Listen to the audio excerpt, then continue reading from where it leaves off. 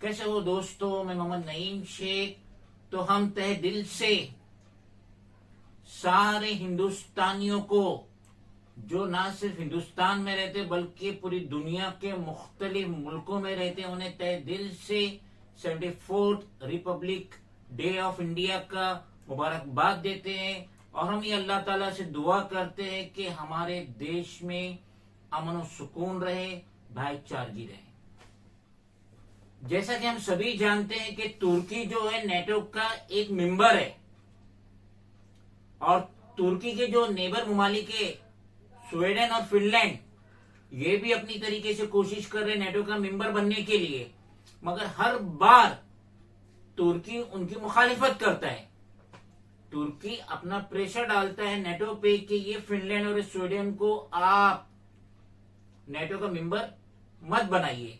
तो उस लिहाज से स्वीडन में 21 जनवरी 2023 को एक प्रोटेस्ट हो रहा था तुर्की के खिलाफ, क्योंकि तुर्की अपनी आवाज बुलंद करता है स्वीडन के खिलाफ कि जैसे नेटो का मेंबर ना बनाया जाए। तो वो प्रोटेस्ट में एक डेनिश, जिसे हॉलैंड का रहने वाला कहिए या नेदरलैंड का रहने वाला कहिए, उसने, जो पॉलिटिशियंस था, उसने कुरान की बेहुरमती की।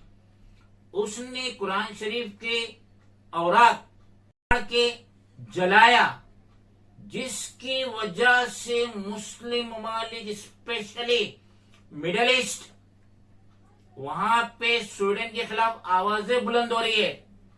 वहां पे स्वीडन के फ्लैग पर्चे को जलाया जा रहा है। वहां पे ये डिमांड की जा रही है कि स्वीडन के जितने भी ब्रांड है उनका बहिष्कार किया जाए।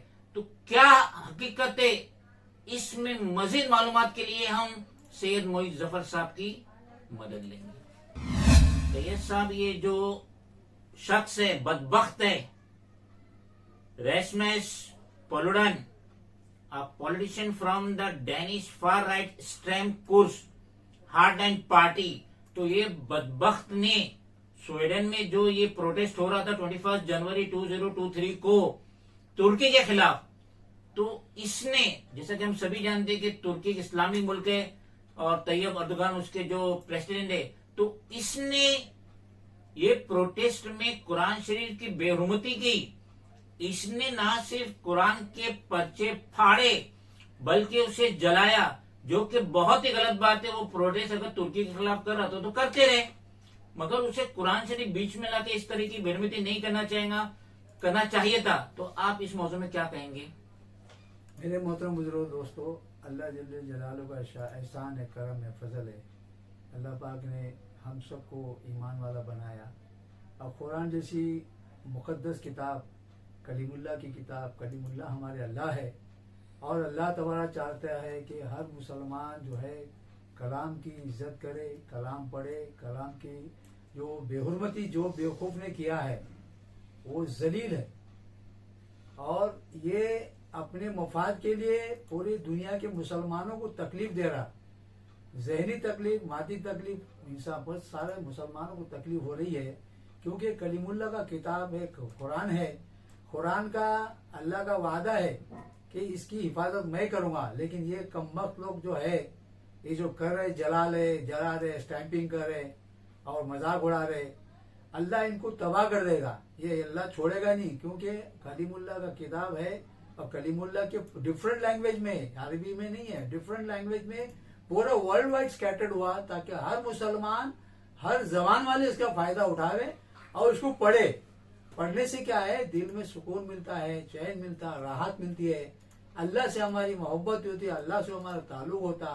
ये हमारे मुसलमानों की, सारे दुनिया के मुसलमानों की किताब है, अल्लाह की तरफ से सारी हिदायत की किताब है। और हिदायत इसलिए कि सारी कहानियां जो है, किस्से कहानी सुना के मुसलमानों को, इस मुसलमान को आगाह कर रहा कि तुम सही हो जाओ, मेरे मानने वाले हो जाओ, मेरे प्यारे नबी के तरीके पे चलो, इसी में ही कामयाबी है।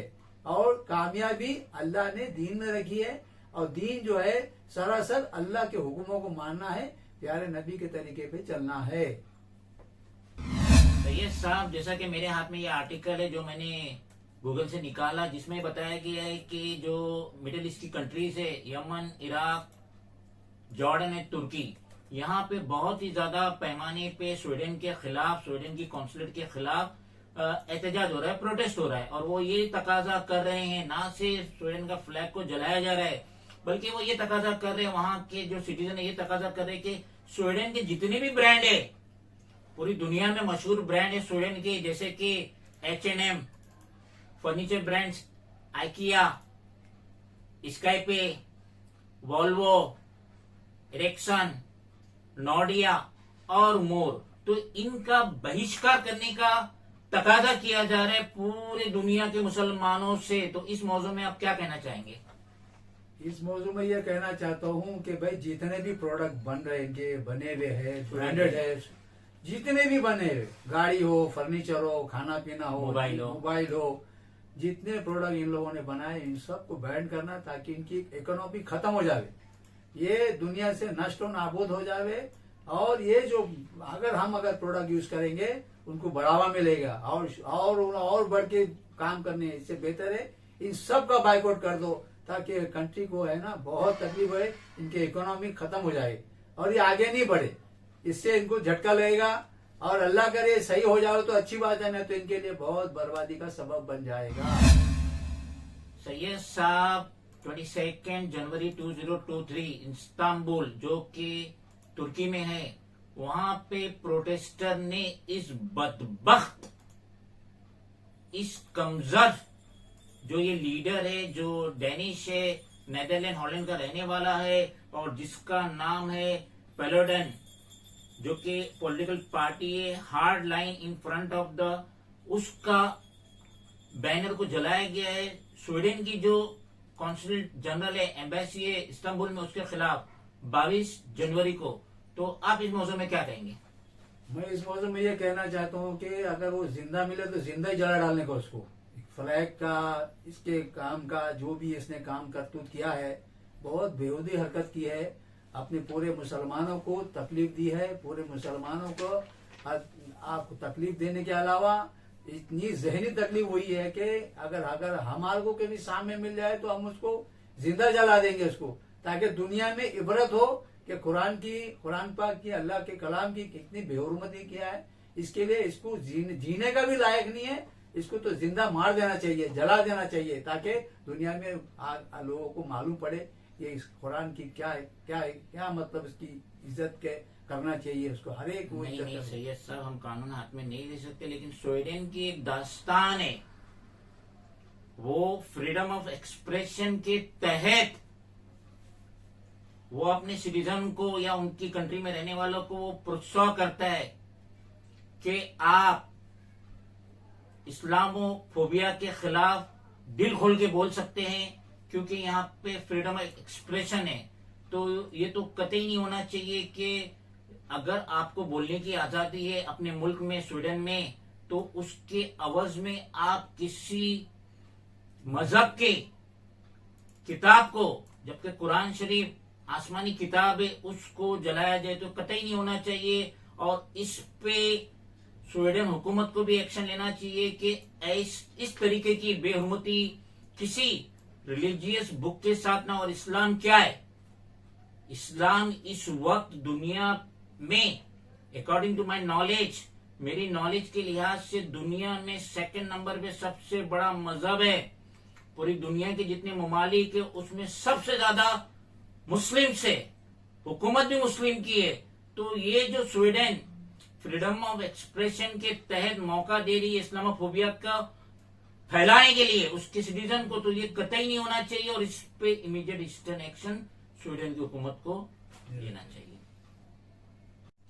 सैयद साहब, आपके नजरियात के मुतालिक स्वीडन गवर्नमेंट को इस बदबख्त के खिलाफ क्या एक्शन लेना चाहिए? इसको क्या है, अरेस्ट करना चाहिए, अरेस्ट करके उसको लीगल एक्शन लेना चाहिए कि भाई ये सब काम नहीं होना चाहिए था। अब अगर एक्शन लेंगे तो बहुत अच्छा है, ताकि दूसरे लोग इनको कुछ कर नहीं सके, अल्लाह करे समझ में आ जाए इसके।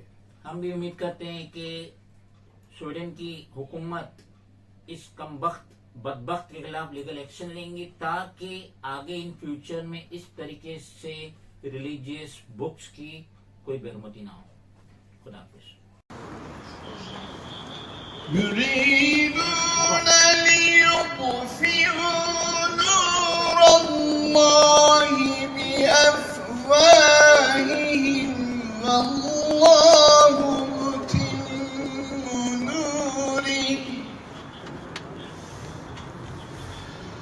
والله متم نوره ولو كره الكافرون.